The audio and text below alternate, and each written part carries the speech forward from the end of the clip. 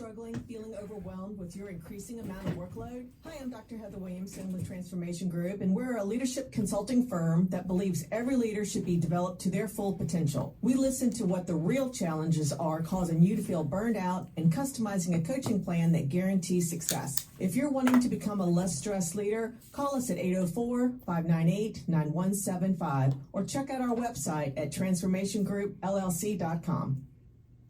Good morning. You're listening to Dr. Heather Williamson, the Leadership Doc on Talking Leadership on ESPN, and I hope you have your cup of coffee because it is early this morning. But I have a guest in the studio today, and we are going to really learn some great stuff about being an entrepreneur, growing the business into multiple locations, working with your spouse, all kinds of interesting things. So with me today is Polly White. Her husband Doug, who is the owner, is not with us, but Polly is the Chief Operating Officer, right. And we have known each other for years. We met when we were actually doing the same thing, the same leadership consulting work. We used the same vendor for our materials, and that's how we met at one of their leadership conferences. And that would have been back in about 2009. Oh my gosh, has it been that long? Yes, it has. That's right, we got that. Okay. So anyway, so it has been a while, and you have done the consulting gig, and you found a niche that, it's funny, being an entrepreneur and working from home and needing quiet space at the time, and this was also because I live out in the country, we did not have really good Wi-Fi until now. And so I always had to go to like a Panera just to do my paperwork. It was crazy. And you filled that gap. Yes, so Doug and I, back in, oh goodness sakes, it would have been about 2012, we were working with some of our clients. So we were consultants and working with small businesses, mostly not in leadership as much, but in strategy and growth. And so we were working with some of our clients, and they came to us and said, we want to buy an office building in downtown Richmond, and we want you guys to go in on this office building with us. And so we looked at the opportunity, and Doug and I were trying to diversify our revenue, and so we did. We went in on this office building, and one of our clients was going to put his offices on the top floor and another one was on the basement. So we had this main floor of this office building, just over 7,000 square feet, that we had no idea what we were going to do with this space. And then we were in the same boat with you. Meeting in Panera Breads and Starbucks, and that's, it's not really where you want to be. Or having a strategy meeting at the Sunday school room of your church, or at your dining room table. You beat me there. It's really disheartening sometimes with your clients. But we had this office building. We didn't know what to do with it. We were on a trip with the Chamber of Commerce, Chamber RVA, it's known as now. Chamber RVA out in Denver in 2013. And we saw this concept called co-working. And we immediately, Doug and I just looked at this and looked at each other. And it was Cinco de Mayo weekend. I'll never forget, because we were staying in Denver after the conference for a couple of days to see Denver, and the only thing we saw was the inside of bars during that, because we were drinking margaritas and writing the business plan for Gather on the back of bar napkins. I swear that is how it started. So we both said, we've got to do this, and the thing we kept saying was, wouldn't it be great if there was a place for small businesses where in between appointments they could go drop in at various places around Richmond. We went from having one location, this 7,000 square feet. Our idea was always to have multiple locations. Wouldn't it be great if there was internet that didn't kick you off in the middle of the day. Like, remember how Panera would? Yeah. You could only use their internet so long, and then they kicked you off, especially during lunch. I don't blame them. And wouldn't it be great if there was copying there? And wouldn't it be great if there were meeting rooms? And wouldn't it be great? And so we created Gather. And people, you have a room where you can do podcasts. Right. And, yes. Right. We created Gather to support this small business community, these people who were working from their homes. And it became so much more than just a, wouldn't it be great if we didn't have to go to Panera and Starbucks? Nope. I'm not speaking badly of Panera and Starbucks, but there's no privacy. There's no privacy. You don't, you can't really meet with clients and talk to them about numbers, what's really going on in their business. No. Yeah. So we created this with the idea of what would we want as consultants? What would we want as small business people for our community? And we created the first one, and it just kind of grew out of that. Right. So now you're up to 7 locations. Yes. And this is really a resource for somebody as a single entrepreneur, or you can have teams up to, let's say, 100 people.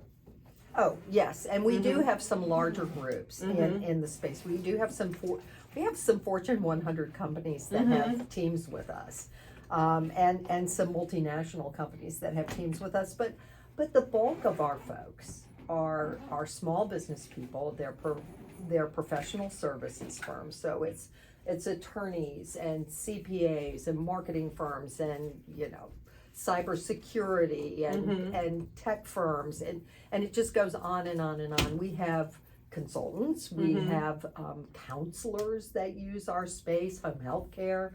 So we now have 7 locations, and we've gone from starting with the first location that was just over 7,000 square feet. We now have 170,000 square feet of space in Virginia and about 2,700 members. So wow, it's grown. It has grown. So you definitely saw a need. Yes. Which is part of, trying to create whether it's a service or a product, for somebody to purchase or to buy into. So as a successful entrepreneur I think it's really unique that you have that, because I know Doug was always into that process improvement. Yes. I remember that. And then with your leadership and background, what, seeing the growth opportunities, what did you in a leadership role, what did you have to do to make sure that as you grow, you really had the foundation so it would be successful? Well, you start with people. Yeah. It always starts with people. And the first thing that we had to do, because building out a space, that's easy. You hire an architect, you get some furniture, you get a designer who builds you cool space. Anybody can build cool space. It's absolutely true. Anybody can build cool space. We have actually had competitors hire our designer and hire our architect. Oh, really? To build a space. So you can hire the people that we hire, you can build a cool space. But it's the people in the space that are running the spaces that make the difference. And the first thing we did at Gather was to figure out who we needed to run the space, because Doug and we still consulted for years. Yeah. I mean, nobody even knew we were part of Gather because we weren't the face of Gather back then. We had to keep consulting so we could pay our mortgage and feed ourselves because Gather was too little. And often when you start a business, you have to have some other resources because it could be months and years. Yeah. It can be years till it gets big enough to be able to feed you and your family. So the first thing we did was hire somebody, and I spent months trying to figure out who to hire to run Gather in the beginning. And because your background is in leadership and consulting. I'm just an old HR person. I mean, I was the head of HR for companies here in Richmond before I went out on my own and started consulting. So I come from that HR background. So I started with thinking about what kind of person did we need, what kind of experience did they need to have, because co-working was new. Yeah, it's not like you could go, oh, we're starting a co-working space. Come on. Nobody even knew what that was. So at first, we were looking at the business incorrectly. Mm-hmm. So we were looking at it as a real estate business. You know, what we're doing is selling space, office space, meeting space, and it didn't feel right to us. Mm-hmm. It didn't feel like that was the proper way to be going. We interviewed so many property managers for the role of Mm-hmm. being the first Gather manager, and it wasn't working. And then it hit me. It hit me like a ton of bricks that I was looking at it all wrong. It's not a property management person you wanted. No, it's not about selling space. Yeah. And as soon as it hit me, you know, what we're doing is creating a community. We're creating a place that is going to be so cool and so welcoming and so different that, you know, we don't have to worry about selling space because the space is going to sell itself because of the kind of environment we're going to create. Mm-hmm. And when that hit me, I knew that I didn't want a property manager. I wanted an event planner. And I went out and started looking for an event planner. And I started asking everybody I know, you know, here's what we're trying to do. This is what we're trying to create. I think I'm looking for somebody who has an event management background, so they could really create that really cool environment. Do you know anybody? And then at a Chamber of Commerce, once again, the Chamber of Commerce, Mm-hmm. Chamber of Commerce Christmas party, holiday party, somebody said, I think I know the person. Mm-hmm. And it was the then head of the United Way in Richmond who said, I know somebody. Ah. And she introduced me to James Crenshaw, who's one of Uh-huh. the partners now. So the business is owned by Doug, by me, and by James, who was the first person we hired to run Gather. And James is still there. He is the person who came in. You know, Doug and I are old, but James is young. James is the You were age, not old. James is the age of our children, seriously. And James came in and he had a background in event planning. Mhm. He was doing brewery tours and tacky light tours, and he created the Boulevard Pumpkin Festival. That was James who created that event and started the first Boulevard Pumpkin Festival, and I hired him. Yes. And he has been a godsend Mhm. to Gather, because he was really that person who lent that really cool factor and created the first Gather community. So you actually really focus on creating a caring community for business people. Yes. So how do you do that? It's about understanding we call our folks members. So Mhm. you're a member of Gather. And it's about the member experience and Mhm. about creating that environment for them.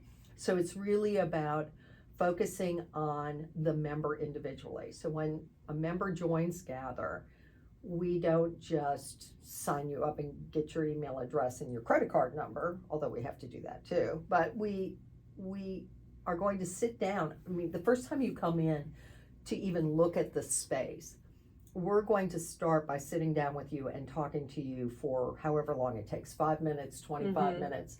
And we're going to ask you about your business and what you do and how long you've been in business and how many people are in your group and how Yeah. often do they come in and how do you work? Do you all work together in the same room? What kinds of, client requirements do you have? What kind of meeting requirements do you have? Do you do a podcast? Yeah.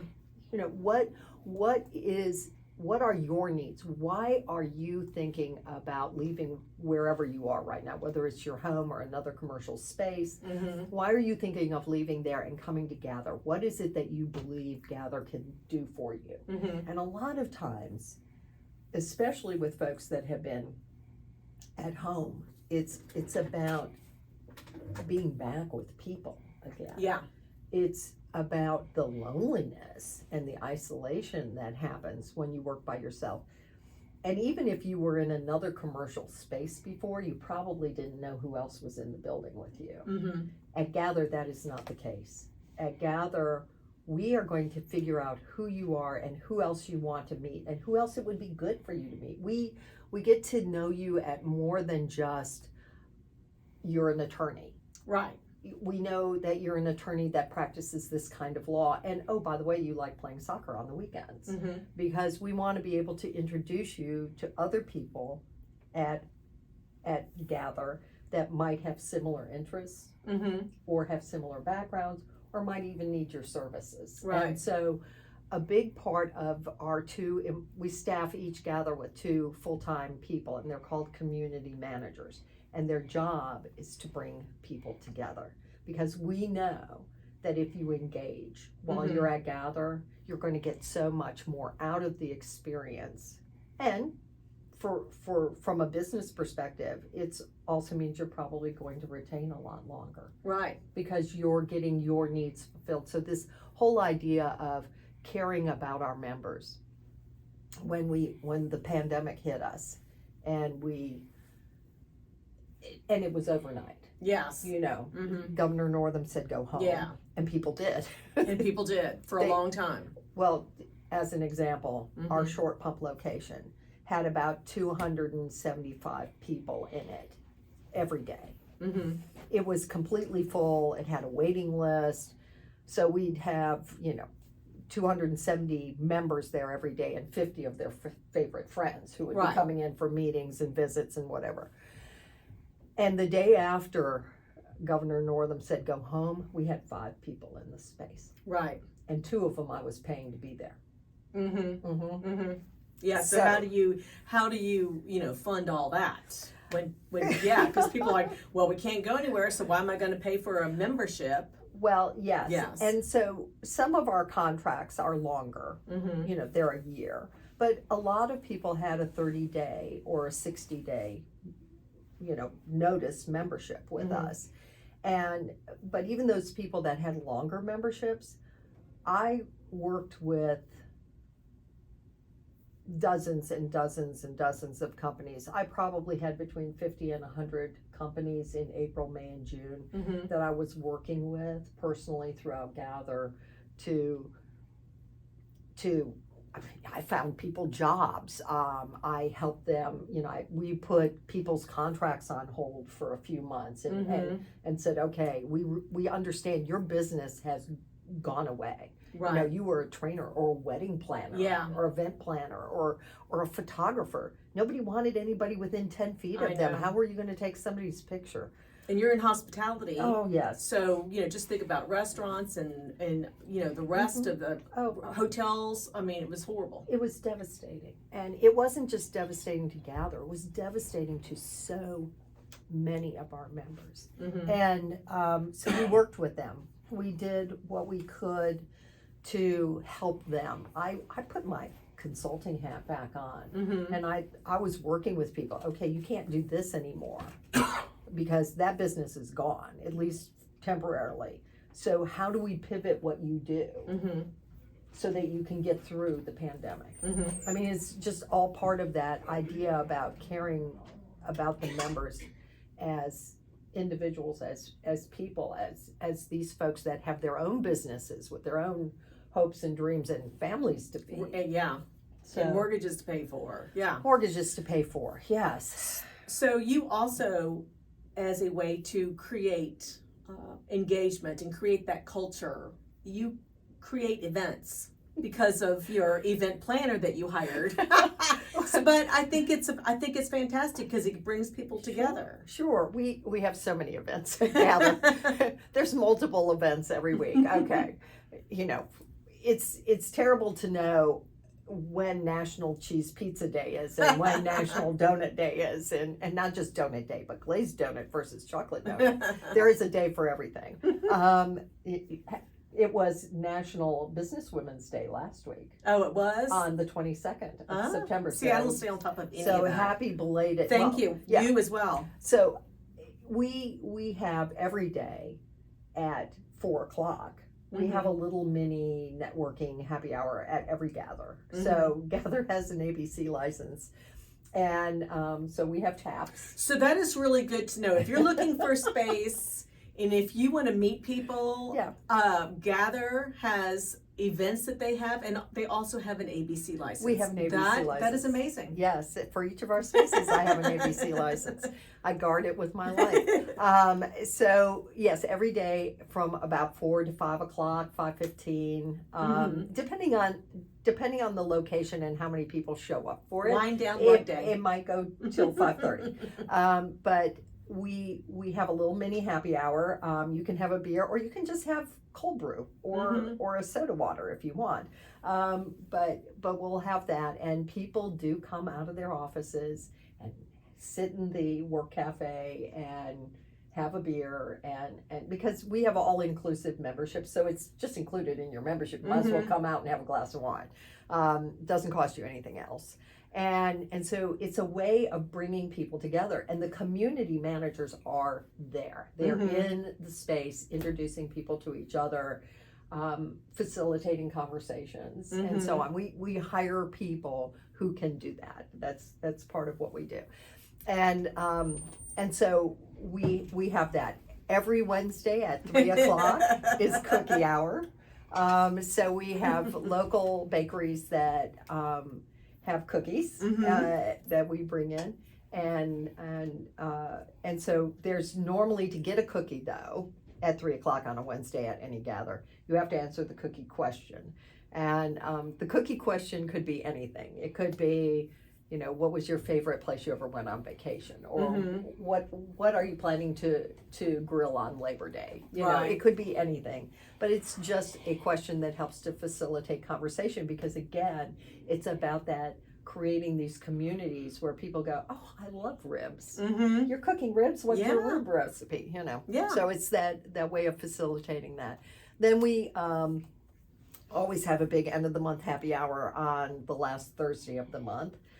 This Thursday would be the last Thursday of the month, and I understand that at 4 o'clock in the afternoon, my Midlothian community managers are going to make a pancake bar. A pancake bar On a Thursday. Nice. On a Thursday afternoon. It's the strangest one I've ever heard of, but we've had luau's, we've had there's always a theme and food, and it brings more people together for that. And then there's other things. We have member appreciation days, we have headshot days where we have people, photographers that come in and take headshots once a month at the locations. There's business over breakfast. Oh, I could go on and on and on. There are multiple events every week where the whole goal is to bring people together. I think that's an amazing business that you and Doug really created. I mean, you saw an opportunity, went on the trip to Denver through the chamber, and then, a light bulb went off, and I'm like, oh my gosh, Richmond could really benefit from this. So, Yes. Speaking of Doug, who is not here today. I know. How is it? And when I knew you back in 2009, I thought the same thing, because I'm like, I don't think I could ever work with my husband. I mean, I really don't. But you managed to do it. So what is that like? So Doug and I love working together. So we met in business years and years ago, and worked together on the same management team back then. But as a married couple now, he's my best friend. He's the yin to my yang, so he is quantitative and strategic. He and is the best out of the box thinker I have ever met. I always said he's the smartest man I ever met, which is why I married him. And then I am more people focused. And so you had a really good balance with each other, because I noticed that back in 2009. Yeah. You both came from different backgrounds. Yes. You both had your own strengths, and you've made it work in business and at home. We are, up until 2 weeks ago, we had worked together even at a partner desk. I mean, we share a desk. It's not just, we're in the same house or in the same business. We share a desk. we look at each other all day long, and we start our day with an hour to an hour and a half walk. Then we work together all day. We go to dinner in the evening together, and I mean, we are together 24/7, 365 up until 2 weeks ago. And then he's helping out somebody else right now. Right, he is. He got called by one of our local colleges, one of his alma maters, to come and help. And I did ask if it was okay to say yes. So he's actually helping Randolph-Macon College right now as their vice president of enrollment and dean of admissions and financial aid.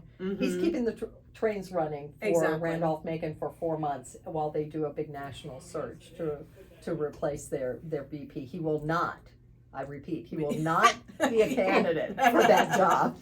So no application is going into and he can't, because right now he's working that full-time job. He's still helping to run Gather with the critical functions that he did for Gather, and he preaches every week. Oh, does he really? Oh, yeah. So on Sunday, wow. Yes. I did not know that. Yes. So we're both very involved with our church as well. I play in the praise band. Nice. And he's always up doing part of the service every week. So. Did you have a baby grand in your house? Yes, I thought I remembered that. Yes, but I play guitar in the praise team. Yes, I do. Woman of many talents. Yes. Many talents. So we're together a lot, and I miss him so badly right now, because I mean, my car is 12 years old and it has less than 80,000 miles on it. That should give you an idea.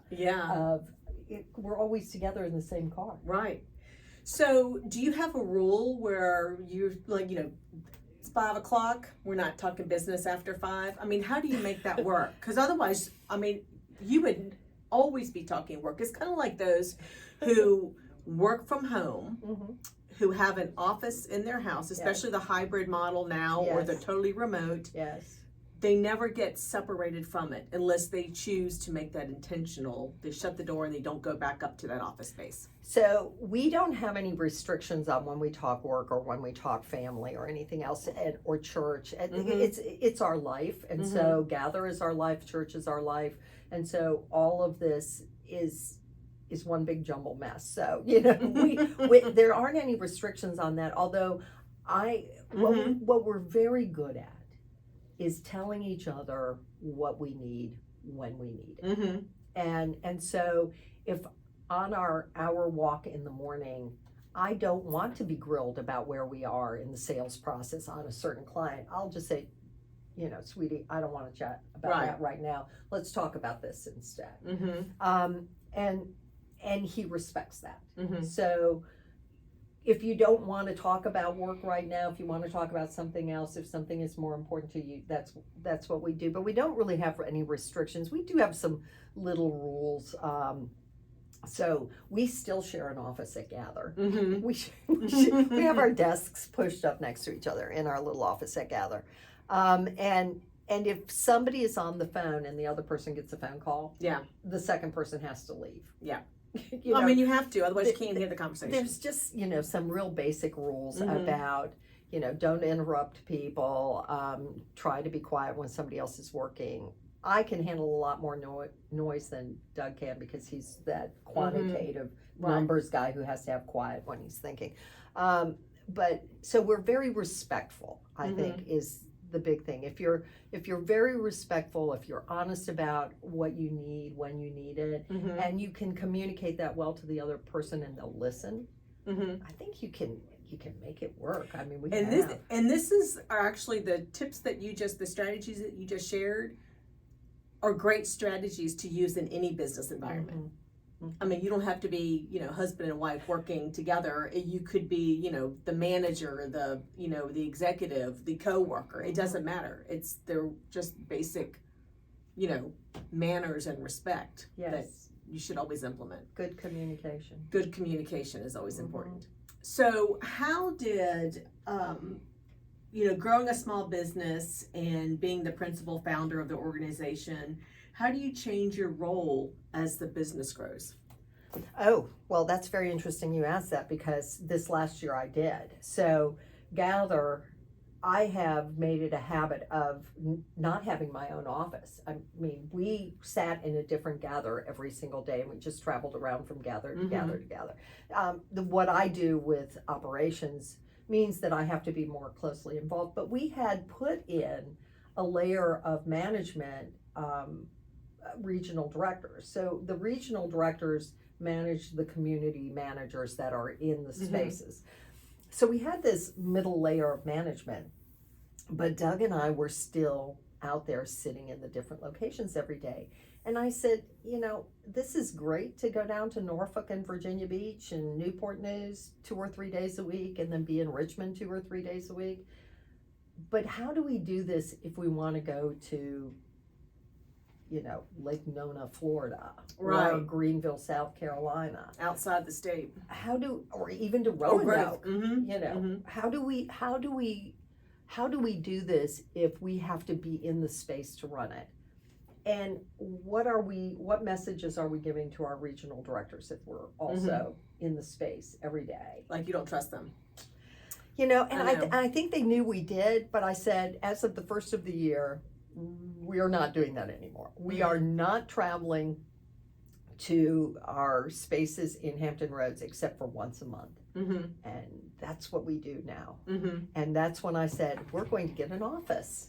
We're going to have an office. And since Midlothian is only 3 minutes from my house, our office is in Midlothian. That was the best choice. Right. And I went to our community managers and I said, which office are you having the most trouble selling? You know, which one is your hard to place office? And they told me, and I said, I'll take it. Thank you very much. I'll get that one off your rolls for you. And Doug and I, we actually painted the walls and brought in furniture and decorated, and now we have our own little office. And I will travel around to the different gathers and check in on our community managers and spend time with them, maybe half a day a month here in Richmond, and same thing down in Hampton Roads. But we are really learning to let go and manage. And isn't that what you consult on? I know. Yes, I know. We wrote a book called Let Go to Grow. Yes, you did. Yes, you did. Yes, and we are following our own advice because to manage a true mid-sized company, and that is a company where you have a layer of management between the principals and the primary workers. I won't go through the whole thing. We'll save that for another visit. But in order to do that, you really need 3 things. You need good managers in place that, you know your business and know what they're doing. So they have to be good, well-trained managers. And then you need 2 other things. You need documented process and you need metrics. And we have really great metrics at Gather, and we have good documented processes. I won't say that they're off the scale stellar, but they're really pretty good and solid, and we're constantly improving on those. So we have documented process, we have good managers in place, we have terrific metrics that let us know what's going on in the business, even though we're not there touching it every day. And that is how you manage something that you are not telling everybody what to do. Exactly. All the time. And those are great tips for anybody who's out there listening. Absolutely. To actually implement in your business. So how do people get in touch with you? Oh, well, they can get in touch with me. I don't mind giving out my email address. Best way to get me is at Polly, P-O-L-L-Y, Polly at workatgather.com. So that's WORKATGATHER, workatgather.com. So that's simple. They can go ahead and email me. I get hundreds a day, but I will be happy. I do get back to everybody. 1 minute. So in the last, let's say 30 seconds, what leadership piece of advice would you like to share with those listening? And this is a leadership talking show, so. Okay. So I think that when you're leading, you need to lead by example. If you say that this thing in your business is important, then you need to show people that that's important, because I always said the old Polly rule was what you measure and what you pay attention to is what you get. Mm-hmm. So, if you say that the member engagement is important, then you need to show up yourself at a happy hour and Yeah. chat with the members. Yeah. And I do. And if you say that your community managers are the most important thing in your business because they're the people that are touching your members every day, then you need to treat them that way. And we do. We love our community managers at Gather. I am so grateful that you are here today, Thank you. this I had morning, fun. and sharing some amazing information on, as a business owner who has done extremely well, that started off as a consultant and just has grown unbelievably. I'm just so glad that you were able to share that Thank you. message. So, thank you for being here today. That's going to do it for us today. Thank you for listening to Talking Leadership with Dr. Heather Williamson, your leadership doc on ESPN 106.1 FM.